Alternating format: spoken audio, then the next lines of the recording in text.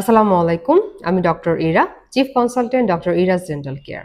দাঁতের ধারালো অংশ বা দাঁত ভাঙা কিছু শারীরিক এবং অভ্যন্তরীণ কারণে হতে পারে।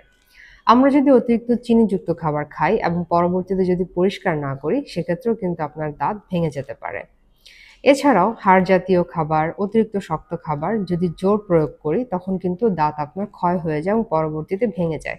তখনই ধারালো অংশের সৃষ্টি হয়। বয়স বাড়ার সাথে সাথেও দাঁতের ক্ষয় হয়, যা থেকে ধারালো অংশ সৃষ্টি হয়। এছাড়াও দাঁতের বিভিন্ন গঠনের পরিবর্তন হয়।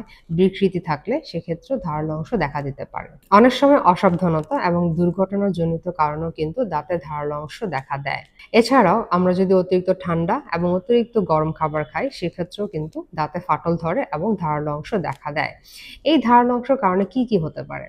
মাড়ির প্রদাহ হতে পারে, মুখের ক্ষয়রোগ সৃষ্টি হতে পারে, জিহ্বাতে ক্ষয় হতে পারে এবং এই ধারালো দাঁতের কারণে অনেকাংশে আপনার ক্যান্সারও দেখা দিতে পারে। ধারালো এবং ভাঙা অংশের কারণে যদি মাড়িতে এবং জিহ্বাতে ক্ষত সৃষ্টি হয় এবং তা যদি দীর্ঘ সময় ধরে থাকে, সেক্ষেত্রে অবশ্যই আপনার নিকটস্থ একজন বিএমডিসি রেজিস্টার্ড ডেন্টাল সার্জনের দ্বারা পরীক্ষা করে নেবেন। চিনি জাতীয় খাবার, ফাস্টফুড, অ্যাসিডিক খাবার, হাড় জাতীয় খাবার চেষ্টা করবেন কম খেতে।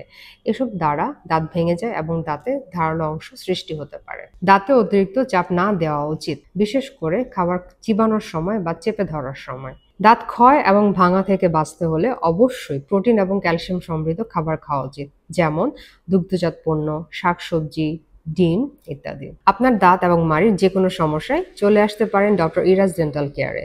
সুস্থ হাসি নিশ্চয়তাই আমাদের লক্ষ্য।